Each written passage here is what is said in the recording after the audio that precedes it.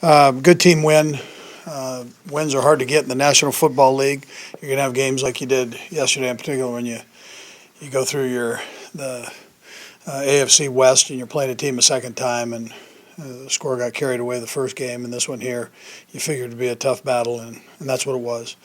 I was proud of the guys and the way they handled themselves offensively.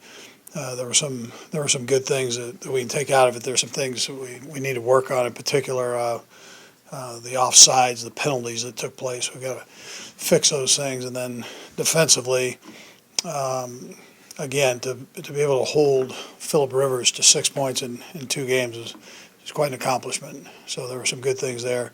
Again, plenty of things to work on. We're not near what we need to be and where we need to be, but we'll keep working at it. That's what this team does. Time's yours. How many times in your career have you had a game where you had 0 red zone trips, you lost the turnover battle, field position wasn't that great, and you still won the game? Yeah, probably not a lot as far as the red zone goes, not being in the red zone. But, they had a turnover, we had a turnover, so that it worked out okay, and we were able to work things out.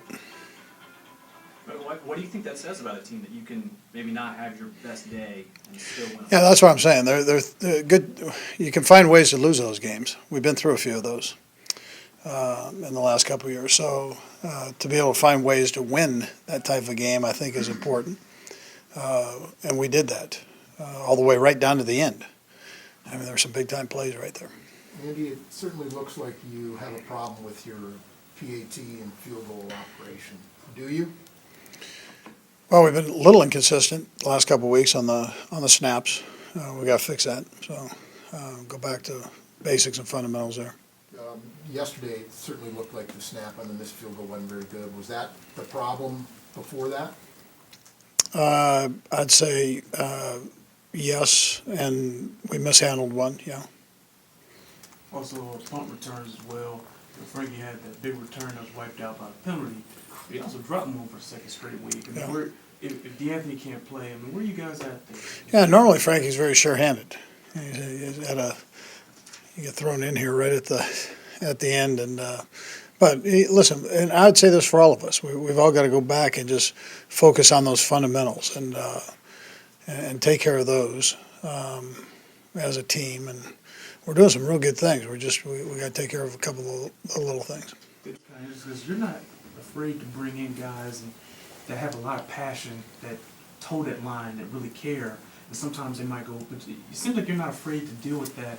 My question for you is, like, when you're trying to rein these guys in a little bit, is that like do you have to be careful about it though? Because like you don't want to take away what they bring to the table too. So how do you go about doing it? How do you go about managing the personalities of big personality guys, I would say? Well, listen, you have to let your personality show to play this game. I mean, you have to be able to do that, but within the framework of the scheme.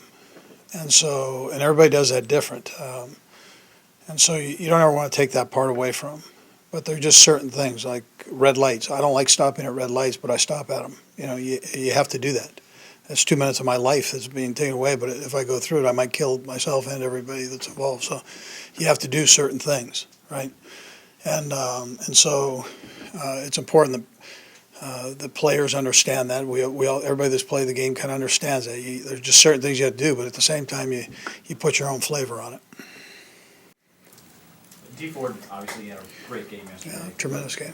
I think he admits he wants to be a multi-dimensional player. He thinks that's important in the National Football League. I'm sure you do too.